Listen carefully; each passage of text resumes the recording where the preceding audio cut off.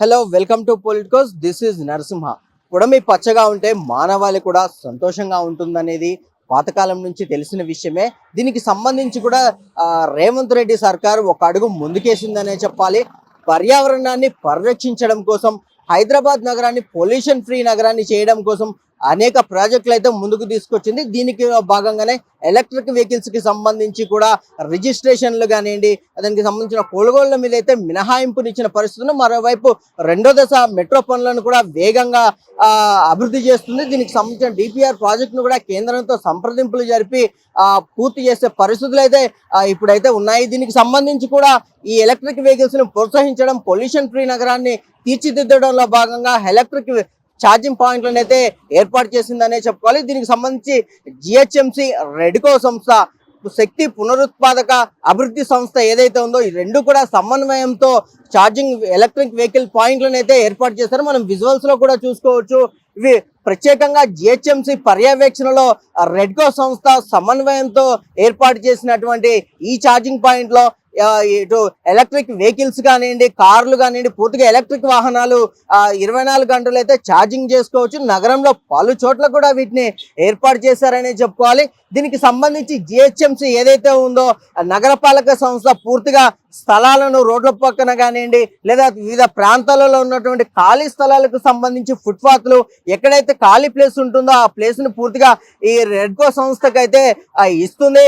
ఈ రెడ్కో సంస్థ ఈ ప్లేసులకు సంబంధించి వీటిలో ఛార్జింగ్ వెహికల్స్ కి ఛార్జింగ్ పెట్టుకోవడానికి ఈ పాయింట్లను అయితే ఏర్పాటు చేస్తుందని చెప్పాలి. దీంతో పాటుగా ఇక విద్యుత్ అధికారులతో రెడ్కో సంస్థ సమన్వయంతో కలిసి ఏదైతే దీనికి సంబంధించిన ఎలక్ట్రిక్ వెహికల్స్ కి సంబంధించి కూడా ఒక దీనికి ట్రాన్స్ఫార్మర్ కూడా ఏర్పాటు చేస్తారో మనం ఇక్కడ చూసుకోవచ్చు. ఏదైతే ఎలక్ట్రిక్ పాయింట్ కి సంబంధించి కూడా ట్రాన్స్ఫార్మర్, దీనికి ప్రత్యేకంగా ట్రాన్స్ఫార్మర్ ని ఏర్పాటు చేసి ఇక్కడ ఎలక్ట్రిక్ వెహికల్స్ మనం ఏర్పాటు చేశారు. దీనికి సంబంధించి కార్లు కూడా ఇప్పటికే ఛార్జింగ్ అవుతున్నాయి. ఇక్కడ కొందరు వ్యక్తులు కూడా ఉన్నారు, ఛార్జింగ్ చేస్తూ ఉన్నారు. వారిని అడుగుదాం అసలు వారు ఎప్పటి నుంచి ఛార్జింగ్ పెడుతున్నారు, ఈ ఛార్జింగ్ కి సంబంధించి కన్వీనియంట్ గా ఉందా లేదా, మరిన్ని విషయాలను అయితే తెలుసుకునే ప్రయత్నం చేద్దాం. ఇప్పుడు ప్రస్తుతం మనం షేర్లింగంపల్లిలో ఉన్నాం. చూద్దాం, ఇక్కడ ఉన్నారు, మరి వీరిని అడిగి తెలుసుకుందాం. నమస్తే అన్న. నమస్తే. ఎట్లా ఉందన్న ఛార్జింగ్ పెట్టుకోవడానికి కన్వీనియంట్ గా ఉందా మీకు? ఇక్కడ కన్వీనియంట్ గానే ఉంది సార్, మంచిగానే ఉంది. ఓకే. ఎంతసేపటి నుంచి పెడుతున్నారు ఛార్జింగ్? ఛార్జింగ్ వచ్చేసి 1.5 hours 2 hours పడుతుంది సార్. ఎక్కువ ఛార్జింగ్ తొందరనే అవుతుంది, మంచిగానే అవుతుంది. ఓకే. అంటే ఇప్పుడు ఎంత సామర్థ్యం ఉంటది బ్యాటరీ మీరు పెట్టిన ఛార్జింగ్ కి? ఛార్జింగ్ 200 అట్లా వెళ్ళొచ్చు సార్ ఈజీగా. అంటే ఎంతసేపు ఛార్జ్ చేయాలి? ఛార్జ్ 2 hours పడుతుంది సార్. అవుతుందా? 2 hours లో ఫుల్ ఛార్జ్ అవుతుందా? అవుతుంది సార్. మధ్యలో కరెంట్ పోవడం కానీ ఇట్లా ఏమైనా జరుగుతుందా? ఏం జరగట్లేదు సార్, మంచిగానే ఉంది. మీరు చెప్పండి అన్న, ఎక్కడి నుంచి వచ్చారు? నేను ఇక్కడ నాంపల్లిలో ఉంటానన్న. ఇది జిహెచ్ఎంసీ వాళ్ళు చాలా మంచి పని చేసినారు ఇది. ఎందుకంటే మాకు ఇబ్బంది అవుతుంది, వేరే టాటాది అయినా కానీ వేరే కంపెనీల వాళ్ళు కానీ. మళ్ళీ ఇది జిహెచ్ఎంసీ వాళ్ళు అంటే చాలా లో రేట్లో పెట్టి నాకు మా బండిల్కి చాలా హెల్ప్ చేస్తున్నారు. ఇది స్టేషన్లు ఇంకా చాలా ఉన్నాయి.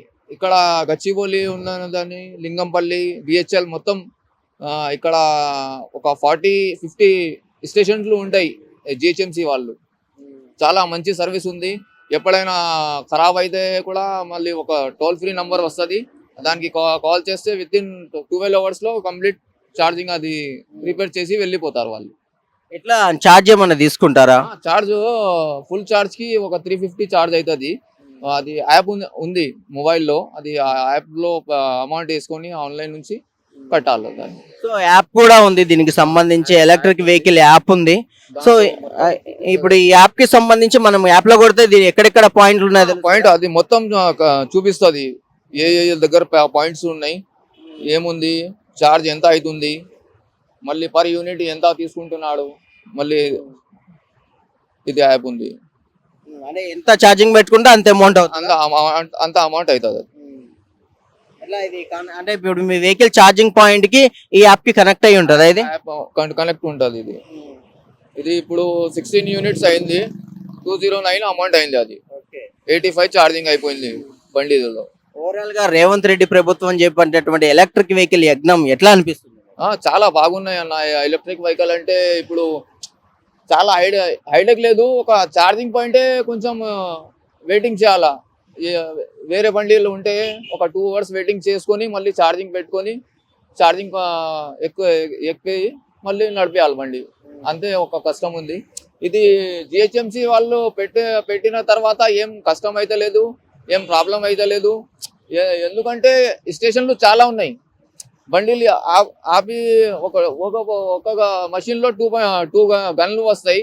2 బండిలు పెట్టుకొని వచ్చేస్తారు. ప్రాబ్లం అయితే లేదు. ఈ ఏరియాలో 20 స్టేషన్లు ఉన్నాయి. ఇక్కడ ప్రాబ్లం ఏం లేదు. ఇక్కడ నాంపల్లి లేదు, మళ్ళీ లింగంపల్లి బిహెచ్ఎల్ సైడ్ ఏం లేదు. ఒక అయితే ప్రాబ్లం ఉందంటే అత్తాపూర్ సైడ్, అక్కడ జిహెచ్ఎంసి స్టేషన్లు లేవు. అత్తాపూర్ నుంచి శంషాబాద్ దాకా లేదు. అక్కడ ప్రాబ్లం అవుతుంది. ఎట్లా మీకు ఇప్పుడు ఎలక్ట్రిక్ వెహికల్స్ లో ఇవి కన్వీనియంట్ గా ఉన్నాయా, పెట్రోల్ వెహికల్స్ కన్వీనియంట్? ఇది చాలా బెస్ట్ ఉన్నాయి. పెట్రోల్ అంటే పెట్రోల్ ఒకసారి పోపిస్తే అయిపోతుంది. మైలేజ్ ఇది కూడా మంచి వస్తుంది. అవి పెట్రోల్ కాస్ట్ ఎక్కువ, బండి కాస్ట్ ఎక్కువ, మళ్ళీ పెట్రోల్ కాస్ట్ ఎక్కువ, మైలేజ్ కూడా సేమ్ వస్తుంది. ఇది బండి కూడా కాస్ట్ ఎక్కువనే, మళ్ళీ ఛార్జింగ్ పాయింట్కి కొంచెం ఛార్జింగ్ అది తక్కువ ఉంది. ఫుల్ ఛార్జ్ 350లో మొత్తం 350లో ఫుల్ ఛార్జ్ అయిపోతుంది. ఓవరాల్ గా ఇంకేమన్నా రేవంత్ రెడ్డి సర్కార్కి ఎలక్ట్రిక్ వెహికల్స్ గురించి ఏమన్నా చెప్పాలి అంటే ఏం చెప్తారు? ఇది చెప్పాలంటే కొంచెం రేట్లు తక్కువ చేస్తే ఇంకా బెటర్ అవుతుంది సార్. ఎందుకంటే పొల్యూషన్ చాలా అయితే కష్టం అవుతుంది కదా. ఎలక్ట్రిక్ వెహికల్ వస్తే పొల్యూషన్ రాదు, ఏం రాదు. ఎలక్ట్రిక్ వెహికల్ ఉంటే సేఫ్ ఉంటుంది. యాక్సిడెంట్ కూడా అయితే బండికి ఏం డ్యామేజ్ కాదు, ఏం అది आंच वांच कुछ भी नहीं आता गाड़ी को. मतलब शॉर्ट सर्किट होके वहाँ का वहाँ गाड़ी ऑफ हो जाता. సో ఏదైతే ఎలక్ట్రిక్ వెహికల్స్ కి సంబంధించి రిజిస్ట్రేషన్లు కానీ దీనికి సంబంధించిన పన్నుల విషయంలో కానీ మినహాయింపు ఇచ్చారు, ఎట్లా అనిపిస్తుంది? చాలా బాగున్నాయి సార్ ఇది. ఎందుకంటే ఇది ఓపు రిజిస్ట్రేషన్ కానీ ఎక్కడ అయితే కంపెనీలకి ఫస్ట్ ఎలక్ట్రిక్ వెహికలే ప్రిపేర్ చేస్తున్నారు. పెట్రోల్ బండి కానీ డీజిల్ బండి కానీ ప్రతి కంపెనీలో ఐటీ కంపెనీలో చాలా ప్రిపేర్ చేస్తున్నారు ఈవీ వెహికల్. ఇట్లా ఇప్పుడు ఎలక్ట్రిక్ వెహికల్ యజ్ఞం వల్ల భవిష్యత్తులో పొల్యూషన్ ఫ్రీ నగరం అయ్యే అవకాశం ఉందా హైదరాబాద్? చాలా చాలా చాలా ఉంది సార్. ఎందుకంటే ఇప్పుడు ఎలక్ట్రిక్ వెహికల్ వస్తే పొల్యూషన్ తక్కువనే అవుతుంది. గవర్నమెంట్ కూడా ఆర్టీసీ బస్ వచ్చింది ఎలక్ట్రిక్, అది కూడా చాలా మంచి ఏసీ బస్ ఉంది. అది కూడా దాని కూడా పొల్యూషన్ లేదు, ఏం లేదు. ఎందుకంటే పెద్ద బండి ఎంత వస్తుంది దాని అంత పొల్యూషన్ వస్తుంది. పొల్యూషన్ తక్కువనే అవుతుంది కదా. ఇప్పుడు నడుస్తున్నాయి చాలా ఎలక్ట్రిక్ వెహికల్. పెట్రోల్ డీజిల్ కొంచెం తక్కువైంది. ఎందుకంటే రేట్ కూడా ఎక్కువ పెట్రోల్ డీజిల్, మళ్ళీ ఇబ్బంది అవుతుంది కదా. సో చూసారు కదా, ఏదైతే ఎలక్ట్రిక్ వెహికల్ యాప్ను కూడా తీసుకొచ్చింది జిహెచ్ఎంసి రెడ్కో సంస్థ. వినియోగదారులు ఎవరైతే ఉన్నారో ఛార్జింగ్కి సంబంధించి వీరికి ఎంత ఛార్జింగ్ పెట్టుకున్నారు, యూనిట్కి ఎంత ఛార్జ్ అవుతుంది, ఫుల్ బ్యాటరీకి ఎంత ఛార్జ్ అవుతుంది అని కూడా పూర్తిగా కూడా దీనికి సంబంధించి కూడా పూర్తి వివరాలను అయితే ఈ యాప్లో ఇస్తుంది. దీనికి సంబంధించిన యాప్లో పూర్తిగా కూడా మనం ఏదైతే వివరాలు ఉన్నాయో పూర్తిగా ఇక్కడ ఎంటర్ చేస్తే పూర్తి వివరాలు వస్తుంది. ఇక్కడ లొకేషన్తో పాటు ఎక్కడెక్కడ ఉన్నాయి, ఈ లొకేషన్కి సంబంధించి ఈ ఛార్జింగ్ కేంద్రాలు అందుబాటులో ఎక్కడున్నాయి, మనకి దగ్గరలో నియర్ బై ఉన్నాయా లేవా, ఇప్పుడు ఓపెన్ ఉన్నాయా లేవా, ఈ బ్యాటరీకి సంబంధించి సో ఇంకా బ్యాటరీకి సంబంధించి కూడా ఎంత ఛార్జ్ అవుతుంది, ఫర్ యూనిట్కి ఎంత కాస్ట్ పడుతుంది, ఈ తదితర అంశాలను కూడా పూర్తిగా ఈ యాప్లో చూపిస్తుంది. దీనికి సంబంధించి డౌన్లోడ్ చేసుకుంటే కనుక పూర్తి ఇన్ఫర్మేషన్ వస్తుంది అని చెప్తున్నారు. ఇక జిహెచ్ఎంసి సంస్థ కూడా పూర్తిగా కూడా ఎక్కడైతే ఛార్జింగ్ పాయింట్స్ ఓపెన్ చేయొచ్చు, ఎక్కడెక్కడ వీటికి సంబంధించి రెడ్కో సంస్థ ఎక్కడెక్కడ ఏర్పాటు చేయొచ్చు అనే అంశాలను పూర్తిగా క్షుణ్ణంగా పరిశీలిస్తుంది. ఇప్పటికే రెడ్కో అండ్ జిహెచ్ఎంసి పూర్తిగా కూడా 99 ఛార్జింగ్ పాయింట్లను పెట్టాలి నగర వ్యాప్తంగా అని చెప్పేసి ప్రణాళికను సిద్ధం చేసింది. దానిలో భాగంగానే 40 ఛార్జింగ్ పాయింట్లను అయితే ఏర్పాటు చేసింది. ఇంకా 43 అయితే సిద్ధంగా ఉన్నాయి. వాటిని కూడా త్వరలోనే ఓపెన్ చేస్తామని చెప్పేసి కూడా రెడ్కో సంస్థ అండ్ నగరపాలక సంస్థ కూడా బహిరంగంగా వ్యక్తం చేసిన పరిస్థితులని దీనికి సంబంధించి కూడా పూర్తిగా వినియోగదారులు ఎవరైతే ఉన్నారో ఎలక్ట్రిక్ వెహికల్స్ వాడాలి, ఎలక్ట్రిక్ వెహికల్స్ ను ప్రోత్సహించడం ద్వారా పొల్యూషన్ ఫ్రీ నగరాన్ని రూపొందించవచ్చు అని కూడా కార్యాచరణ జరుగుతుంది. ఇక దీనికి సంబంధించి కూడా ఆర్టీసీలో కూడా రేవంత్ రెడ్డి దాదాపుగా 700 ఎలక్ట్రిక్ బస్సులను అయితే ఇప్పటికే అందుబాటులోకి తీసుకొచ్చారు. దీనికి సంబంధించి కూడా ఇంకొక 2700 బస్సులను కూడా తీసుకురావాలని కూడా పూర్తిగా ఆర్టీసీ సిబ్బందితో కూడా చర్చలు జరిపినట్టుగా సమాచారం ఉంది. మరి సీఎం రేవంత్ రెడ్డి పర్యావరణాన్ని పరిరక్షించడంలో ఒక పెద్ద యజ్ఞానికి అయితే పూనుకున్నారని కూడా చెప్పొచ్చు.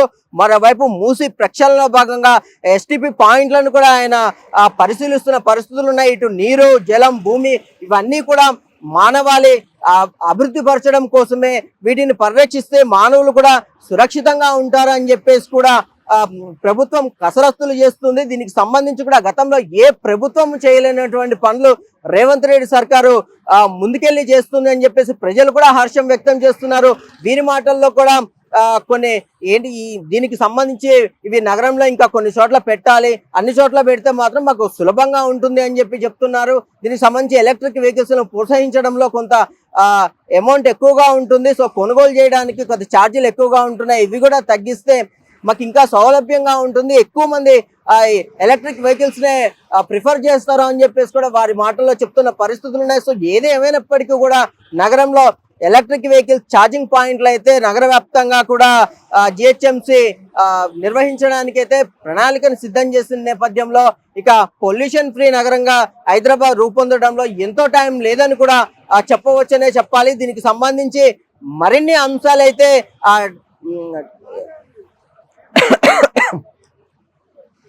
ఇక ఈ ఛార్జింగ్ పాయింట్లకు సంబంధించి మరిన్ని అంశాలు అయితే ప్రత్యేకంగా ఎలక్ట్రిక్ వెహికల్ యాప్ లో అయితే చూసుకోవచ్చు అని చెప్పేసి కూడా ఇటు అధికారులు కానీ ఇటు జిహెచ్ఎంసీ కానివ్వండి, రెడ్కో సంస్థ కూడా ప్రత్యేకంగా చెప్పకనే చెప్పింది. సో ఇది ఇప్పటి వరకున్న అప్డేట్. కెమెరామ్యాన్ జయతో Narasimha reporting from electric charging point, Serilingampally, Hyderabad. Please subscribe to the channel and download the Politicos app from the links in the description.